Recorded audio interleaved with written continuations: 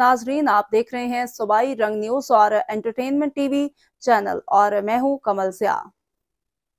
सबसे पहले नजर डालते हैं आज की अहम खबरों पर।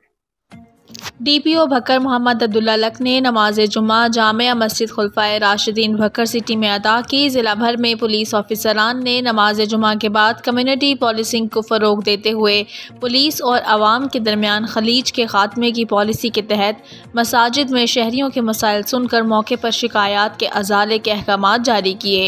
इस मौके पर पुलिस ऑफिसरान ने पुलिस की जानिब से आवाम की सहूलियात के लिए उठाए गए पुलिस के special initiatives, free registration of crime, खिदमत काउंटर्स, मराकज़, तहफ़्फ़ुज़ मराकज़, लाइसेंसिंग सेंटर्स, मिसाक सेंटर्स समेत मुख्तलिफ शोबाए पुलिस की वर्किंग 15 कॉल पर पुलिस रिस्पॉन्स के मुतालिक आगाही भी फ़राहम की।